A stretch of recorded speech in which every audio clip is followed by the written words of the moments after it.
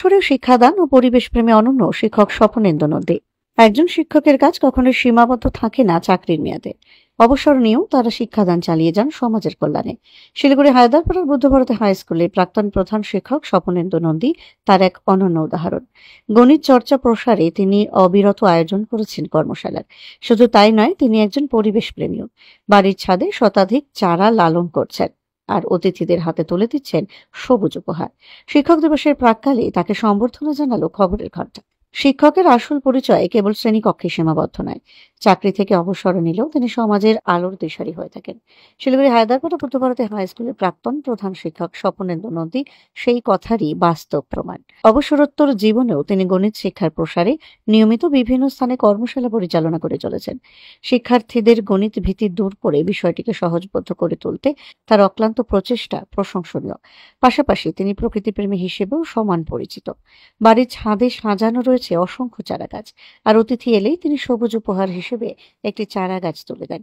5ই September শিক্ষক দিবস উপলক্ষে তার সুকান্তপল্লীর বাসভবনে উপস্থিত হয়ে খবরের ঘণ্টা তাকে সম্বর্ধনা প্রদান করে।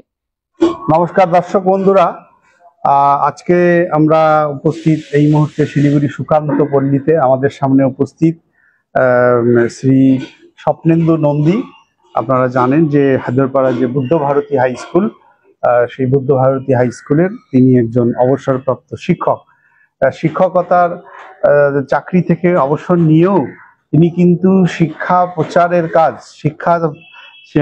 ছেলে মেয়েদের শিক্ষাদানের কাজ থেকে কিন্তু এখনো থেমে আসেননি।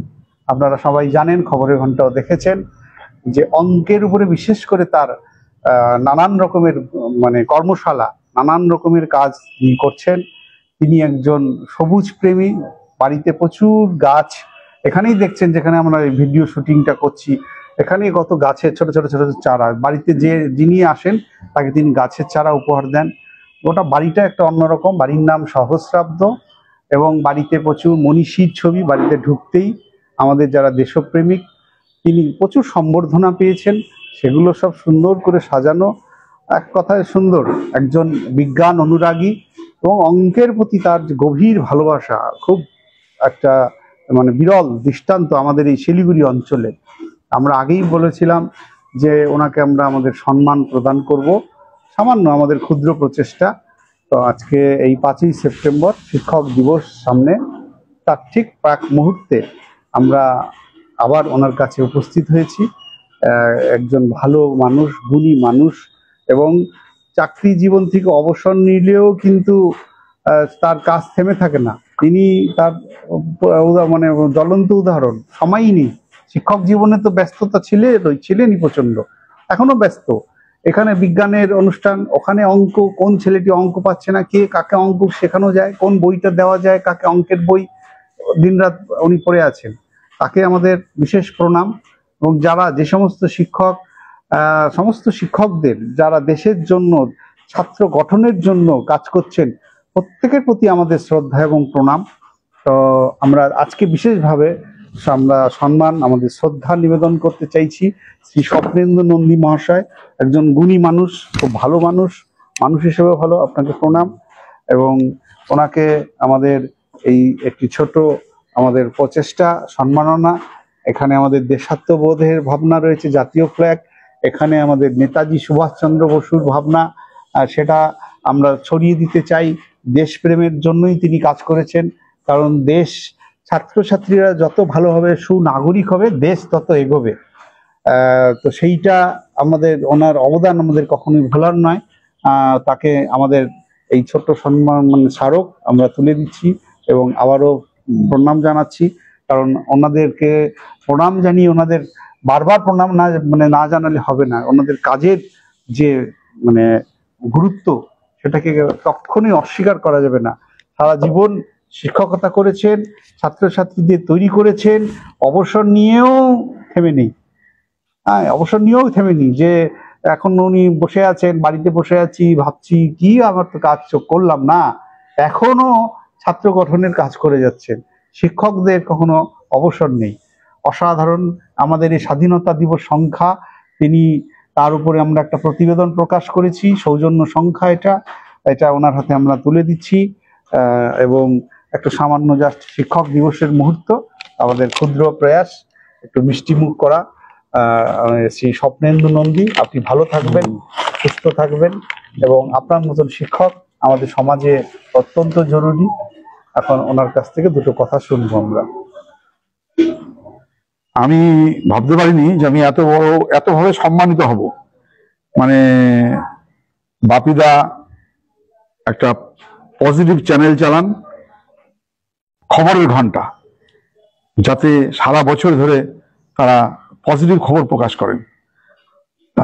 বাপিদার মতো মানুষ আমার বাড়িতে এসে আমাকে সম্বর্ধনা দেবে, কারণ আমার বাড়িতে এসে সম্বর্ধনা দিয়েছে এরকম সংখ্যা খুব একটা নেই, 2-1 জনের বেশি। বেশিরভাগই কোনো জায়গায় ডেকে নিয়ে তারপরে সম্বর্ধনা দিয়েছে। এই আমার বাড়ি পর্যন্ত আসার জন্য প্রথমেই বাপিদা এবং খবরের ঘন্টাকে ধন্যবাদ জানাই, যে খুঁজে বের করার জন্য, মানে আমাদের মতো লোককে খোঁজার জন্য, মানে একটু আলোতে আনার জন্য আমরা করছি এটা। আমি একটা সুন্দর সময় পার করার চেষ্টা করি সবসময়।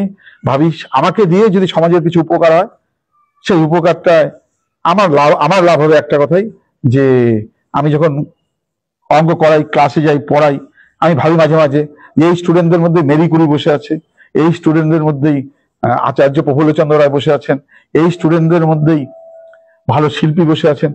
ওদের মধ্যেই আমি দেখতে পাই যে এদের মধ্যে যে এরা নিজের নামে আগামী দিনে পরিচিত হবে।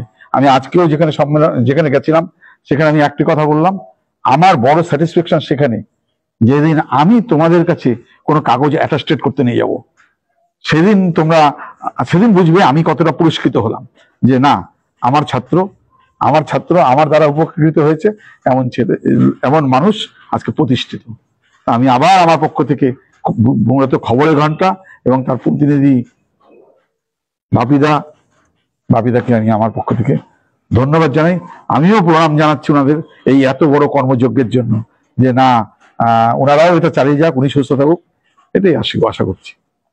শেষে আমরা যেটা আরেকটি জিনিস জেনে ওনার কাছ থেকে শেষ করবো, এই 15 আগস্টের আগেও আমরা ওনার কিছু ধারাবাহিক আমরা সাক্ষাৎকার প্রচার করছি, এখনো শেষ হয়নি।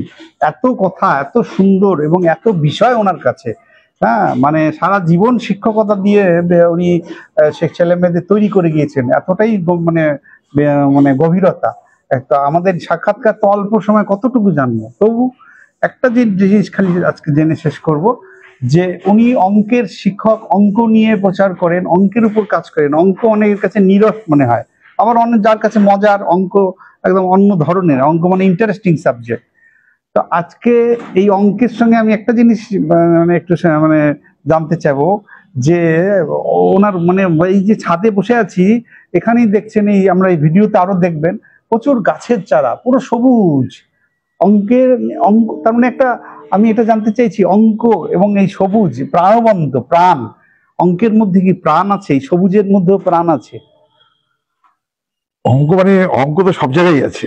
আমরা দেখবেন যখন আমরা আকাশে পাখি উঠতে দেখি, একটা পাখিকে উঠতে দেখি, দুটো পাখিকে উঠতে দেখি, 3টে পাখিকে উঠতে দেখি, কিন্তু 4টে পাখিকে কোনো সময় উঠতে দেখবো না একসাথে।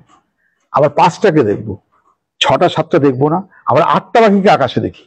মানে এই যে সংখ্যাগুলো বললাম, এটা হচ্ছে ফিবোনাকি সংখ্যা। ফিবোনাকি সংখ্যার নিয়ম মেনেই পাখি ওড়ে আকাশে।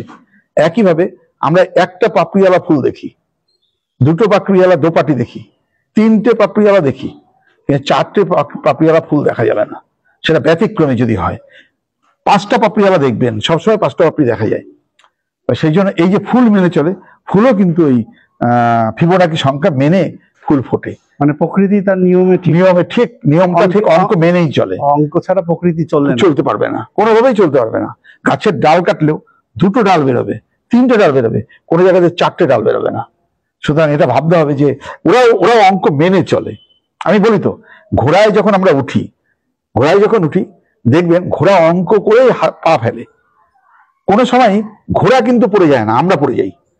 আমাদের অঙ্কে ভুলের জন্য আমরা পড়ে যাই, কিন্তু ঘোড়া কিন্তু যে স্টেপ ফেলে, যতই দুর্গম রাস্তায় যাক, ঘোড়া কিন্তু পড়ে যায় না। ফলে ন্যাচারালি এই যে পশু পাখি সবাই আমাদের অঙ্ক মেনে চলে, এটা কিন্তু আমাদের বাচ্চাদের বোঝাতেও হবে। তাহলে বাচ্চারা বুঝবে যে আমরা তো একটু উন্নত জীব, আমাদের আরেকটু বেশি অঙ্ক করা প্রয়োজন, এবং পরিবেশের প্রতিও দায়বদ্ধতা থাকবে। কারণ নাহলে বুঝবে না তো যে যদি একটা হিসেব করা যায় যে একটা গাছ কতটুকু অক্সিজেন দিচ্ছে সারাদিনে, সেই অক্সিজেনের একটা সিলিন্ডারের দাম কত, তাহলে হিসাব করলে বোঝা যাবে যে আমাদের সারা বছরই প্রায় আমরা 20 লাখ টাকার অক্সিজেন নেই প্রকৃতির থেকে। মানে আমাদের বাঁচার জন্য, অর্থাৎ আমাদের স্বার্থের জন্যই আমার বাড়ির পাশের যে গাছ বা পশু পাখি তাদেরকে বাঁচিয়ে রাখতে হবে আমাদের বাঁচার জন্য। কারণ এই প্রসঙ্গে একটা কথা বলি, একবার চড়াই পাখি, চীন দেশে চড়াই পাখি বেড়ে গেছিল, ওরা ধান খেয়ে নিত। তখন চীনে ঠিক করলো যে না, আমরা এই চড়াইদের তাড়িয়ে দেবো। ওরা স্কুল ছুটি দিয়ে দিল 1 মাসের জন্য, দিয়ে বলে শুধু বাচ্চারা সব মাঠে যাবে আর পাখি তাড়াবে, চড়াই পাখি তাড়াবে। 1 মাসের মধ্যে একটা চড়াইও আর থাকলো না চীন দেশে। সেই বছর ফসল যতটা হওয়ার কথা প্রতিবার হয়, তার 4 ভাগের 1 ভাগ ফসল হয়েছিল। কারণ ফসলের যে পোকা, সেই পোকা ফসলকে নষ্ট করে দিয়েছে। কিন্তু পাখি যেমন ফসল খায়, পাখি পোকাটাও খায়। সুতরাং ওই জন্য আমরা বলি যে প্রকৃতিকে বাঁচিয়ে রাখার জন্য, প্রকৃতিকে রক্ষা করার জন্য আমাদের এইগুলো ধারণাগুলো জন্মাতে হবে নিজেদের মধ্যে। অসাধারণ, ধন্যবাদ, প্রণাম এবং শিক্ষক দিবসের বিশেষ শুভেচ্ছা থাকবে।